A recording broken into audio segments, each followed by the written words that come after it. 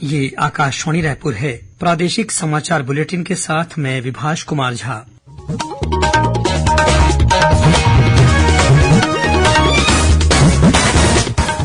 और अब पेश है आज के मुख्य समाचार। राजधानी रायपुर के उरकुरा स्टेशन के पास आज शालीमार लोकमान्य तिलक एक्सप्रेस पर बिजली का खंभा गिरने से 2 यात्री गंभीर रूप से घायल। आज से शुरू हुआ बालिका सशक्तिकरण अभियान। इसके तहत भिलाई में 6 स्कूलों की 42 बालिकाओं को विभिन्न विधाओं में दिया जा रहा है प्रशिक्षण। स्वच्छ भारत मिशन की प्रबंध संचालक चंदन त्रिपाठी और पंचायत निदेशक प्रियंका महोबिया ने बस्तर जिले के बुरुंद सेमरा गांव स्थित कचरा प्रबंधन केन्द्र का किया निरीक्षण। और अगले 24 घंटों के दौरान प्रदेश के कुछ स्थानों पर गरज चमक के साथ छींटे पड़ने की संभावना।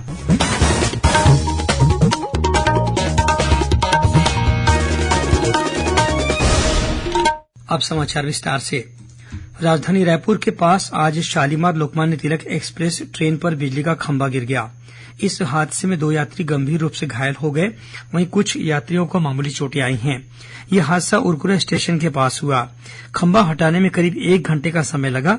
इसके बाद ट्रेन को रवाना किया गया। रायपुर रेलवे स्टेशन पहुंचने के बाद घायल यात्रियों को अस्पताल पहुंचाया गया। घटना की सूचना मिलते ही रायपुर मंडल प्रबंधक संजीव कुमार सहित अन्य अधिकारी मौके पर पहुंचे। फिलहाल हादसे की जांच की जा रही है। इस बीच रेलवे प्रबंधन ने अपना स्पष्टीकरण जारी किया है। अपने स्पष्टीकरण में रेलवे ने बताया कि जो पोल एसी कोच पर गिरा था वह रेलवे का नहीं था। यह कार्य छत्तीसगढ़ राज्य विद्युत मंडल द्वारा किया गया था, जिसमें कथित रूप से सुरक्षा का ध्यान नहीं रखा गया। रेलवे ने बताया कि सभी घायल खतरे से बाहर हैं। रायगढ़ जिले के लैलूंगा क्षेत्र में सड़क हादसे में 3 युवकों की मौत हो गई। ये तीनों युवक मोटरसाइकिल से एक शादी समारोह में शामिल होने के लिए जा रहे थे। इसी दौरान उनकी मोटरसाइकिल कर्राहन गांव के पास सड़क किनारे पेड़ से टकरा गई। इस दुर्घटना में तीनों युवकों की मौके पर ही मौत हो गई। वहीं बेमेतरा जिले के सोड़ गांव में हुए एक अन्य हादसे में मां बेटे की मौत हो गई। बताया जाता है कि ये दोनों ट्रैक्टर की ट्रॉली में बैठकर धान काटने के लिए अपने खेत जा रहे थे। तभी अचानक ट्रॉली ट्रैक्टर की इंजन से अलग होकर नहर में जा गिरी। बिलासपुर जिले में राष्ट्रीय राजमार्ग पर रतनपुर के पास एक तेज रफ्तार वाहन ट्रेलर से टकराकर दुर्घटनाग्रस्त हो गया। इस वाहन में 6 लोग सवार थे, जिनमें से एक की मौके पर ही मौत हो गई। वहीं अन्य घायलों का इलाज किया जा रहा है। उधर कोंडागांव जिले के दहीकोंगा गांव के पास एक ट्रक ने मोटरसाइकिल सवार को अपनी चपेट में ले लिया। इस दुर्घटना में मोटरसाइकिल सवार की मौके पर ही मौत हो गई, वहीं उसके 2 बच्चे घायल हो गए। पुलिस ने ट्रक चालक को गिरफ्तार कर लिया है। कोरबा जिले के बुंदेली गांव में कुएं की सफाई के दौरान एक युवक की मौत हो गई, वहीं एक अन्य युवक बेहोश हो गया है। बताया गया है कि कुएं से निकलने वाली जहरीली गैस के कारण यह हादसा हुआ। घटना की जानकारी मिलते ही ग्रामीणों ने तत्काल पुलिस को इसकी सूचना दी। मौके पर पहुंचे नगर सेना के बचाव दल ने दोनों युवकों को कुएं से बाहर निकाला, लेकिन तब तक इनमें से एक युवक की मौत हो चुकी थी। पुलिस मामले की जांच कर रही है। सरगुजा जिला प्रशासन के प्रयास से कर्नाटक में बंधक बनाए गए मैनपाट के 4 ग्रामीणों की आज सकुशल घर वापसी हो गई है। गौरतलब है कि ये चारों ग्रामीण कर्नाटक के कुशलनगर बेलाकुपा में मजदूर के रूप में काम कर रहे थे, जहां ठेकेदार ने इन्हें बंधक बनाकर रखा हुआ था। इस घटना की जानकारी मिलते ही जिला कलेक्टर विलास भोसकर ने पुलिस प्रशासन को मजदूरों की घर वापसी कराने के निर्देश दिए। पुलिस की टीम ने बेलाकुपा पहुंचकर मैनपाट के मजदूरों से संपर्क किया और उनकी वापसी सुनिश्चित की। इन ग्रामीणों को मैनपाट का एक व्यक्ति ज्यादा मजदूरी दिलाने के नाम पर अपने साथ कर्नाटक ले गया था, लेकिन वहां इन्हें बहुत कम पैसे दिए जा रहे थे और घर लौटने भी नहीं दिया जा रहा था। देशभर में आज से बालिका सशक्तिकरण अभियान शुरू हो गया है। इसी कड़ी में भिलाई के एनएसपीसीएल संस्थान में भी इस अभियान की शुरुआत की गई। एनटीपीसी के क्षेत्रीय कार्यकारी निदेशक सी शिवकुमार ने इस अभियान का उद्घाटन किया।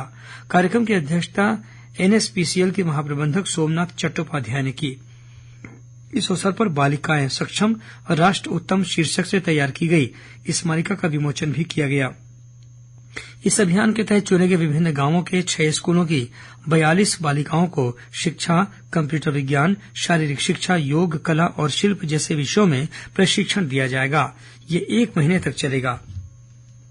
प्रादेशिक समाचार आप आकाशवाणी रायपुर से सुन रहे हैं। छत्तीसगढ़ की खबरों से है आपका वास्ता और खबरों की विश्वसनीयता से है हमारा वास्ता। आकाशवाणी समाचार रायपुर के प्रादेशिक समाचार बुलेटिन के साथ ही हमारे समसामयिक कार्यक्रम आप रेडियो के अलावा अपने मोबाइल पर भी सुन सकते हैं। आकाशवाणी समाचार फेसबुक, ट्विटर और यूट्यूब पर भी उपलब्ध है। हमारा Facebook page Chhattisgarh news on AIR, Twitter handle CGAIR news और हमारा यूट्यूब चैनल है छत्तीसगढ़ AIR न्यूज। तो अब रेडियो के साथ ही आपके मोबाइल के जरिए भी हम पहुंच रहे हैं आप तक। छत्तीसगढ़ की हर खबर के लिए सुनते रहिए आकाशवाणी समाचार। और अब आगे बढ़ते हैं बाकी के समाचारों की ओर। कल राजभवन में राज्यपाल विश्वभूषण हरिचंदन से राउंड टेबल इंडिया संस्था के प्रतिनिधि ने मुलाकात की। इस दौरान उन्होंने संस्था के कार्यों से राज्यपाल को अवगत कराया। उन्होंने राज्यपाल को बताया कि राउंड टेबल इंडिया संस्था पूरे भारत में वंचित बच्चों की शिक्षा की अधोसंरचना को बेहतर बनाने के लिए कार्य कर रही है। संस्था ने पूरे देश में बच्चों के लिए 9,000 से अधिक कक्षा भवन बनवाए हैं। इसके अलावा खेल मैदान और शौचालय का निर्माण भी कराया है। वहीं छत्तीसगढ़ के 50 से अधिक स्कूलों में भी करीब 250 कक्षाएं तैयार की गई हैं। स्वच्छ भारत मिशन की प्रबंध संचालक चंदन त्रिपाठी और पंचायत निदेशक प्रियंका महोबिया ने बस्तर जिले के बुरुनसिमरा गांव स्थित मटेरियल रिसाइकिल फैसिलिटी सेंटर का निरीक्षण किया। दोनों अधिकारियों ने MRF सेंटर में कचरा को इकट्ठा करने की व्यवस्था जानने के अलावा इसे अलग करने की तकनीक के बारे में भी जानकारी प्राप्त की। इस मौके पर बस्तर में प्लास्टिक सामग्रियों की रिसाइकिल परियोजना को समझने और छत्तीसगढ़ के अन्य जिलों में इसी तरह की परियोजनाओं को लागू करने की संभावना का पता लगाने का प्रयास किया गया। अधिकारियों ने संस्था में काम करने वाले सफाई मित्रों के साथ बातचीत भी की। सक्ती जिले के अकलसरा में अवैध राखड़ की डंप की शिकायत पर प्रशासन ने कार्रवाई की है। इस मामले में अवैध राखड़ डंप करते 2 ट्रेलर वाहन को जब्त भी किया गया है। गौरतलब है कि परेशान ग्रामीणों की बार बार शिकायत पर कलेक्टर अमृत विकास तोपनो ने तहसीलदार को इस मामले की जांच के निर्देश दिए थे। मोहला मानपुर जिले के कलेक्टर S जयवर्धन के निर्देश पर कृषि विभाग ने अवैध जैविक खाद के बड़े जखीरे को जब्त किया है। विभाग के अधिकारियों ने हर्रा टोला में ट्रक से 243 क्विंटल अवैध जैविक खाद बरामद किया है। वहीं मेटेपर गांव में एक व्यावसायिक भूमि में छापामार कार्रवाई करते हुए अवैध रूप से भंडारण किए गए जैव उत्प्रेरक को भी जब्त किया गया है। स्कूल शिक्षा विभाग द्वारा गर्मी की छुट्टियों में प्रदेश भर में समर कैंप का आयोजन किया जा रहा है। विभाग के सचिव सिद्धार्थ कुमार परदेशी के निर्देश पर बस्तर, दुर्ग, रायपुर, बिलासपुर और सरगुजा संभाग में खेल खेल में बच्चों को बुनियादी साक्षरता के साथ ही संख्या ज्ञान सिखाया जा रहा है। इस कैंप में spoken English, calligraphy, Rubik's, science model, handicraft, योग और ध्यान, आर्टिफिशियल इंटेलिजेंस, पेंटिंग, बांसुरी वादन, नृत्य, गायन, कठपुतली, मेहंदी, शतरंज, रस्सी कूद, volleyball, kho kho, football, taekwondo जैसे अनेक विधाओं को शामिल किया गया है। कैंप का आयोजन सुबह 7 से 9:30 बजे तक किया जा रहा है। यह कैंप पूरी तरह से स्वैच्छिक है। इसमें कोई भी प्रतिभागी अपनी रुचि की विधा में शामिल हो सकता है। गौरतलब है कि बच्चों में छिपी प्रतिभा को उभारने के अलावा मनोरंजन के साथ स्वस्थ वातावरण देकर उनके आत्मविश्वास को बढ़ाने के लिए यह कैंप आयोजित किया जा रहा है। GSM और GPS लगे प्रवासी पक्षी विम्ब्रेल को छत्तीसगढ़ में पक्षी विशेषज्ञों ने कैमरे में कैद किया है। यह पहली बार है जब बेमेतरा के गिधवा परसदा में GSM और GPS लगे प्रवासी पक्षी की जानकारी एकत्रित की गई है। विम्ब्रेल एक प्रवासी पक्षी है जो लगभग 4 से 6 हजार किलोमीटर की दूरी तय करके छत्तीसगढ़ पहुंचा है। विम्ब्रेल के संरक्षण के लिए कई प्रयास किए जा रहे हैं। सैटेलाइट टैगिंग और GSM, GPS की मदद से विम्ब्रेल के प्रवास और पैटर्न को लगातार ट्रैक किया जा रहा है। विम्ब्रेल के ट्रैकिंग कार्य में डॉक्टर हिमांशु गुप्ता, जगेश्वर वर्मा और अविनाश भोई शामिल थे। और अब पेश है मौसम का हाल। प्रदेश में भारी गर्मी के बीच कुछ स्थानों पर बारिश का सिलसिला जारी है। मौसम विभाग के मुताबिक कल 1-2 स्थानों पर हल्की वर्षा और गरज चमक के साथ छींटे पड़ने की संभावना है। वहीं कुछ स्थानों पर अंधड़ चलने और वज्रपात होने की चेतावनी भी दी गई है। मौसम विभाग के अनुसार उत्तर प्रदेश से उत्तर बांग्लादेश तक एक द्रोणिका बनी हुई है। वहीं एक अन्य द्रोणिका उत्तर प्रदेश से मराठवाड़ा तक सक्रिय है। इसके प्रभाव से छत्तीसगढ़ के कुछ स्थानों पर कल हल्की वर्षा हो सकती है। अंत में मुख्य समाचार एक बार फिर। राजधानी रायपुर के उरकुरा स्टेशन के पास आज शालीमार लोकमान्य तिलक एक्सप्रेस पर बिजली का खंभा गिरने से 2 यात्री गंभीर रूप से घायल। आज से शुरू हुआ बालिका सशक्तिकरण अभियान। इसके तहत भिलाई के 6 स्कूलों की 42 बालिकाओं को विभिन्न विधाओं में दिया जा रहा है प्रशिक्षण।